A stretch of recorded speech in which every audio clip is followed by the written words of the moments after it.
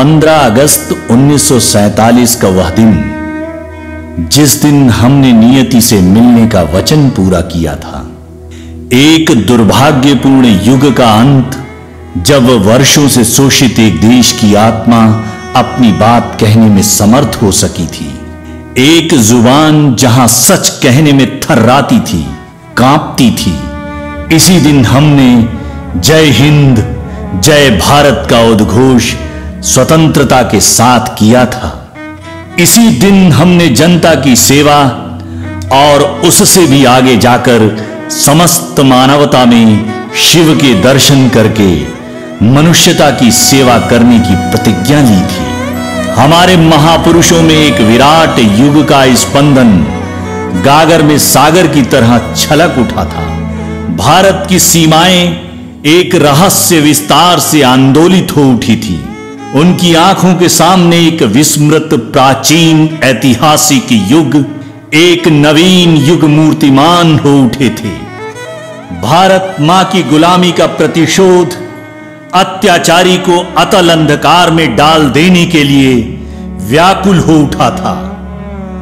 हमारी आजादी की कल्पना में समुद्र की तरह उद्वेलित होकर साकार हो उठी थी। आजादी के गर्जन में सभी भारतवासी घुल मिलकर एक नया भारत, स्वर्णिम भारत, नवचेतना से भरा भारत, अपनी राख से फिनिक्स की तरह अवतरित होने के लिए व्याकुल हो गया था। हमारी विराट कल्पना साकार होने के लिए मचल उठी थी। एक ही प्रश्न सारे भारत की आंखों में था, कब भारत आजाद होगा? कब उस पर केसरी पताका फहराएगी? कब उस पर तिरंगा फहराएगा? 15 अगस्त 1947 को, आज से 70 वर्ष पूर्व, भारत अपने पार्थिव धरातल से ऊपर उठकर आज के ही दिन भगवान भास्कर के चरणों का स्पर्श किया था। आज के ही दिन स्वतंत्र भारत के वियोग के बादलों पर सूर्य की किरणें बिखरी थी और स्वतंत्रता का सतरंगी इंद्रधनुष ने समस्त भारत को छा दिया था। आजाद भारत को अभी बहुत कुछ करना बाकी है। हमें संवेदनाओं के साथ ध्यान देना होगा।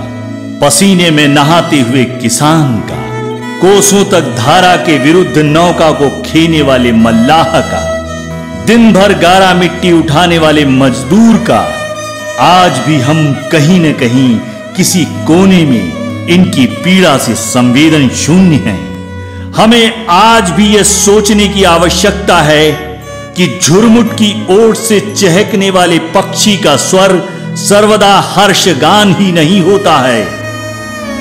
आज भी कहीं स्वतंत्रता के पीछे करुण क्रंदन सिसक रहा है। हमें उन तक पहुंचना होगा। हमें उनसे विरक्त नहीं होना है। भारत के एक भी व्यक्ति की आंखें यदि इस करुण क्रंदन से नम होती हैं, तो हमें उन आंसुओं को अपनी उंगली में लेना है। उनके चेहरों पर मुस्कान लानी होगी, तभी हम सही स्वतंत्रता के युग में होंगे। गांवों में रहने वाले सैकड़ों किसान, वे अगणित मजदूर, जिनके ढोए पत्थरों से हमने भारत को एक बेहतरीन शिल्प का रूप दिया है, उनमें से आज अगर कोई एक भी त्राही त्राही कर रहा है, तो स्वतंत्रता अभी अधूरी है। आजादी के बाद हमारी जिम्मेदारी और बढ़ जाती है, चाहे वह कोई भी हो। स्वतंत्रता के विधाता हजारों महान देशभक्त, जिनकी आत्मा की तड़पन ही भारत का अमोघ वज्र बना था। आजादी के लिए हमारे प्रत्येक भारतवासी ने भगवान शंकर का संहारक रूप रख लिया था, तब जाकर बरसों की खोई निधि प्राप्त हुई थी। हमें अपनी बेताबी से उसे पुनः खोना नहीं है। भारत मां ने हमें बहुत कुछ बताया, पर सब कुछ नहीं। भारत मां ने ही हमें शक्ति दी, जिसके बल पर आजादी का बीज धरती फोड़कर नए जीवन का प्रतीक बना है। 15 अगस्त 1947 की वह रात 12 बजे सभी महापुरुषों की साधनाएं फलीभूत होकर आह्लाद और उन्माद से भर उठी थी। धरती और अंबर हमारे उल्लास को संभाल पाने की कोशिश में लगे हुए थे। भारत का प्रत्येक कण अनन्य रागनी को प्रतिध्वनित कर रहा था। उस वक्त भारत के गौरव के सामने सारे संसार की समृद्धि नतमस्तक हो उठी थी। आज भी मृत्यु की फैलती छाया में अत्याचारी से जूझने वाले वीरों की पुकार सुनाई देती है। क्या हम भारतवासी उसे अनसुनी कर सकते हैं? आज भी उन्हें मेरी फिर जरूरत है।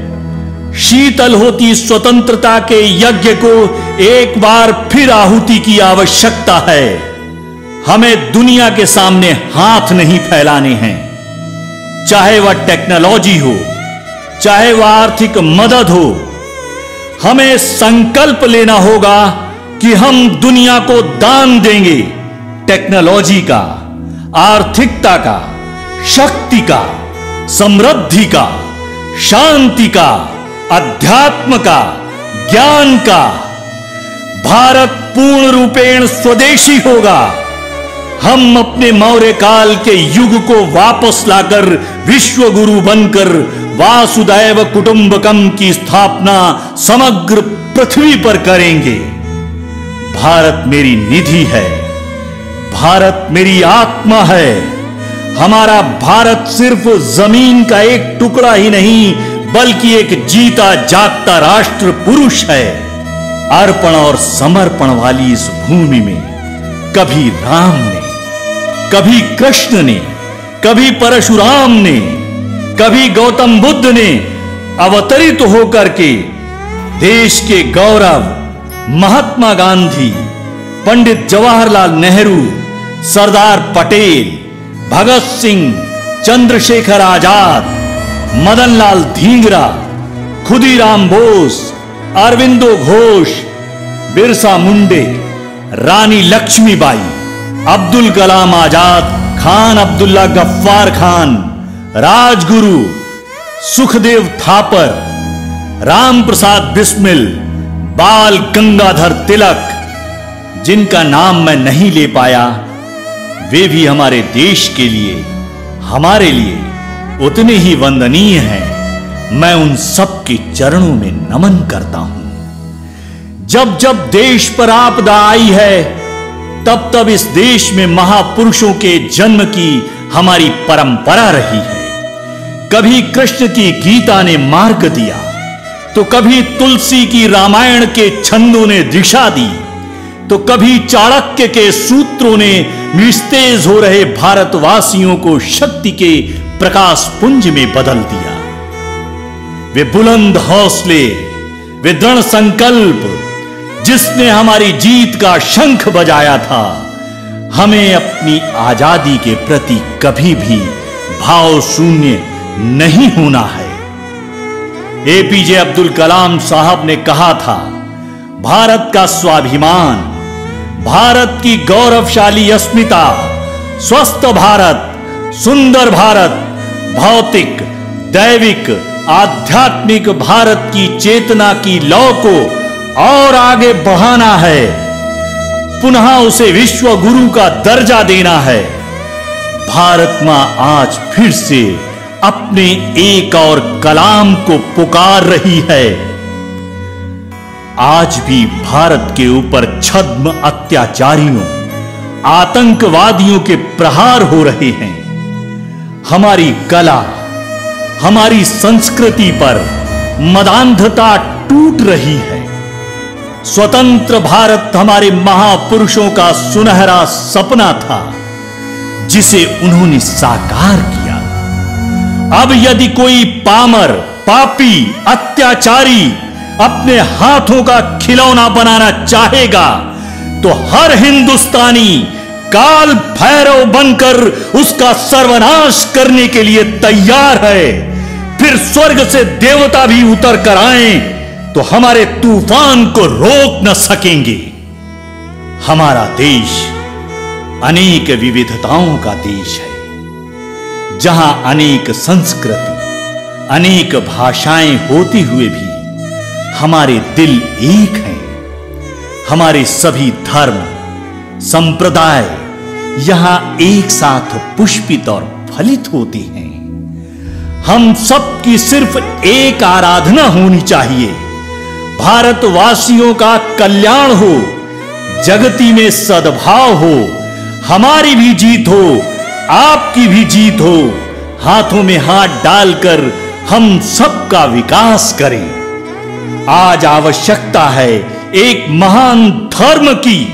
वह धर्म है भारत की अर्चना, भारत की पूजा। 15 अगस्त की इस शुभ बेला पर आप सभी को हमारी बहुत बहुत शुभकामनाएं। भगवान करे हमारा भारत और बढ़े, बढ़ता ही रहे। इन्हीं शब्दों के साथ मैं शिवशरण मिश्र आप सभी को बहुत बहुत धन्यवाद देता हूं। भारत माता की जय हो, भारत माता की जय हो, भारत माता की जय हो।